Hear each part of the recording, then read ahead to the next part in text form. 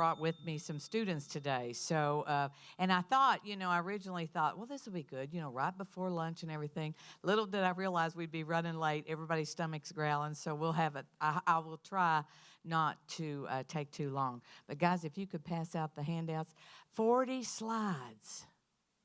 Let me scare you to death. No.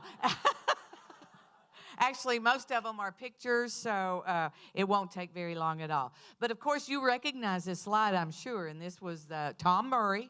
I wonder if he knows how popular he is. I have students in the high school that quote Tom Murray. They talk about Tom Murray. Do you know that we're following Tom Murray? We're tweeting him. So it's really kind of powerful, but I'm sure that he doesn't even realize. But we saw this slide this summer, and that summer experience was pretty powerful for all of us. But we actually went around our own classroom taking pictures. Does this look familiar? The cemetery effect? Yeah, I'm not going to tell the teachers whose room that was. But so what we did, the design fellows, there was actually 2 of us originally, but since then it's been reduced to 1. We combined with the STLP. They used this project for their showcase project for STLP competition. And you recognize that, I'm sure. That was just our guidelines that we had.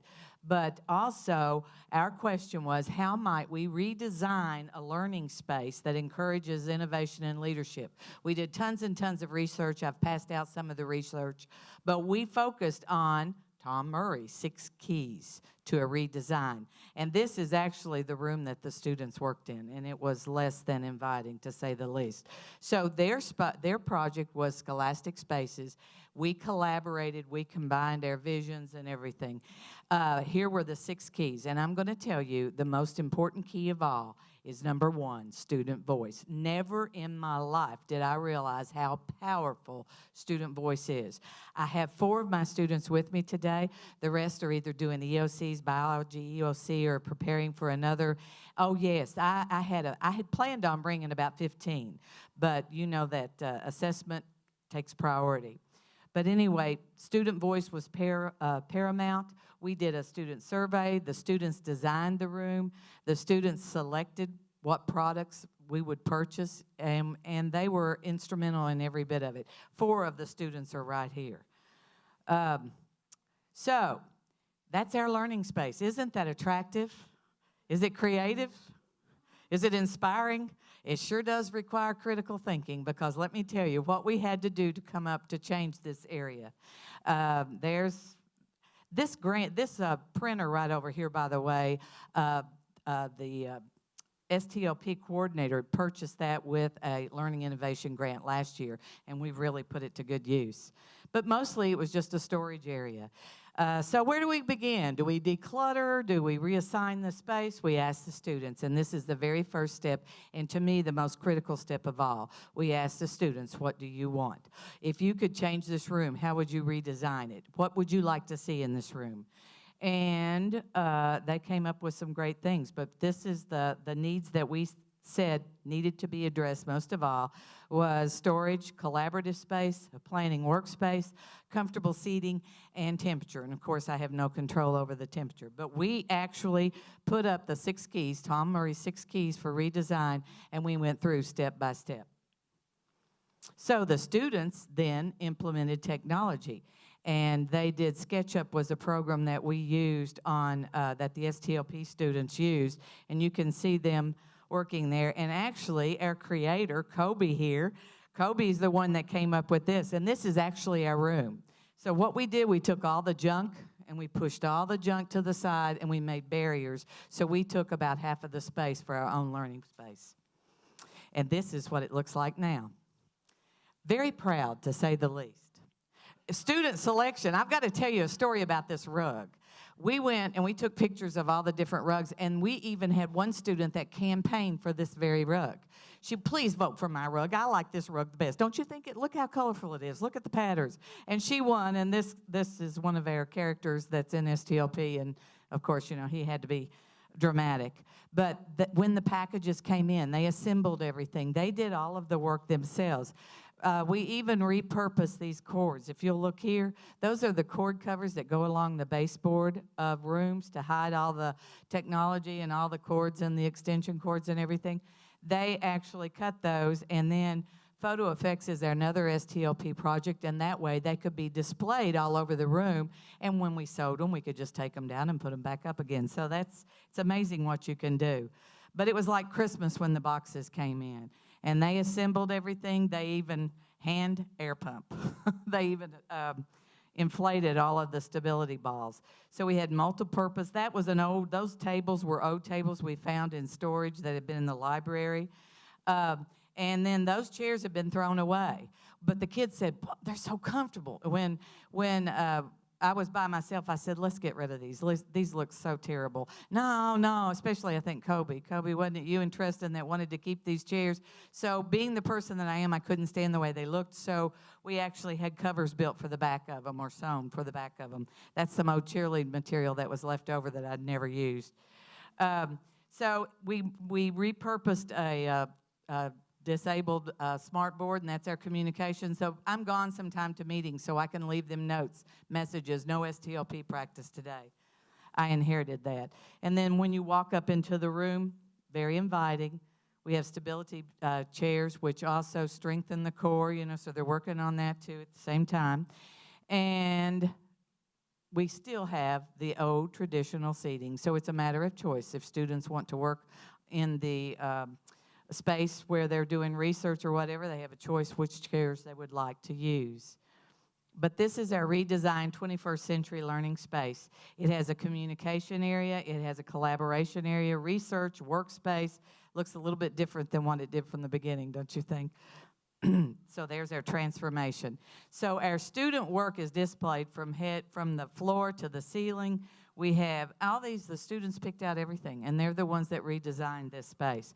So how are we going to get this idea out to our teachers?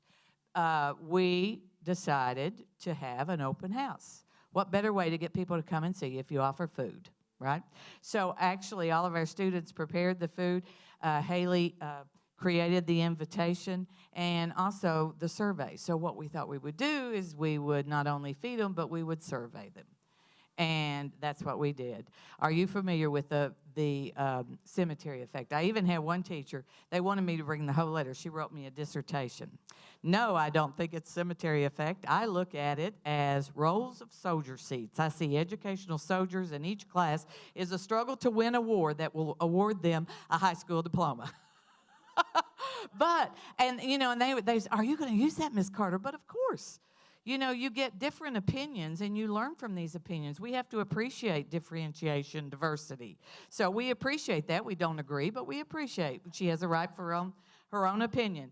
But another one said, allow students to suggest changes to the existing space so that students feel ownership.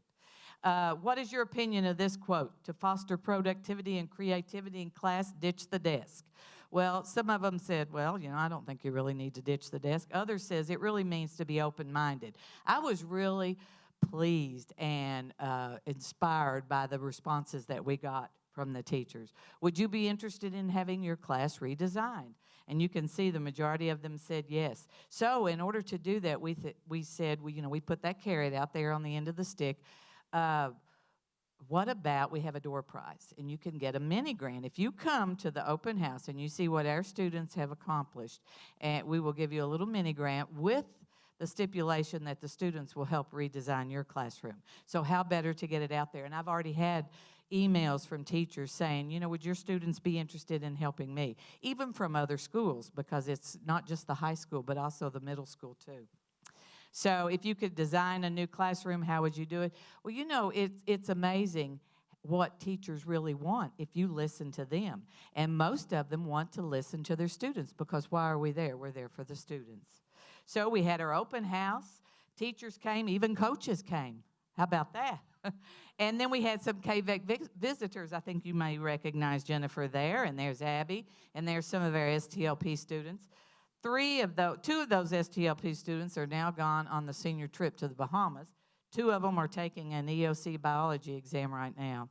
Our collaboration area, we put it to work. There's Kelly, and there's Stacy, and then we even had some other people from around. We had a board member that came and visited us. But we had more visitors, too, that came, and we collaborated. And we talked about what an impact this has on students. So we opened it up if you would like to use it after school hours. So we had one teacher who was teaching coding, and she would come up after the bell had rung and the kids were staying there. Our follow-up survey, we found that 100% of our students were really pleased. And on a scale of 1 to 10, they rated it 9.7. What do we want to do? These are some of the comments that the students. I love all the teamwork we've done redesigning the room. The new furniture is comfortable, versatile, fantastic. It feels more like home. I like everything about it. I like the collaboration area. So what did I learn from this? This is the most powerful. This is the game changer. When you ask students what they want, they will tell you. And when students tell you what they want, they take ownership. So, I mean, I never realized, because I always loved design and I loved interior decorating, little did I realize that I needed to go to the source and ask them what they wanted. So anyway, special thanks to all you design fellows. Okay, here's my little play on words. Now listen to this. Those few days of July were all about shared leadership, professional learning, inspirations, vision, developing a network of committed instructional leaders, lasting friendships, impacting teaching and learning. The all experience was priceless. And I mean that from the bottom of my heart. It was a game changer for me. Now, I have these 4 students. Now, come up here. I want you all to see. Come on. Because I want to introduce them, because I cannot tell you how powerful and how they have changed my life. But Stacy is one of our, she's a student senator, and she's also a member of the photo effects team. Last night I was at Civic Night in Hazard, and she was Teen of the Year. So I'm very proud of Stacy. Haley she is just my go-to. She did the video, she did the PowerPoint, she did the invitations, the surveys. Austin also helped get all of the information onto this. And Mr. Kobe this is Austin, and this is Haley, and this is Kobe. He was the one that did all the SketchUp and brought up the things, and it's amazing. It's amazing. So anyway, questions? That wasn't too bad, was it?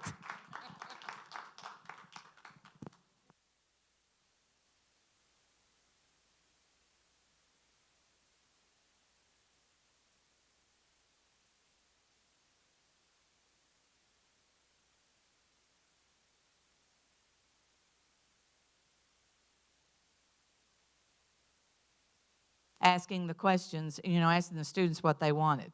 I'm the adult, I know.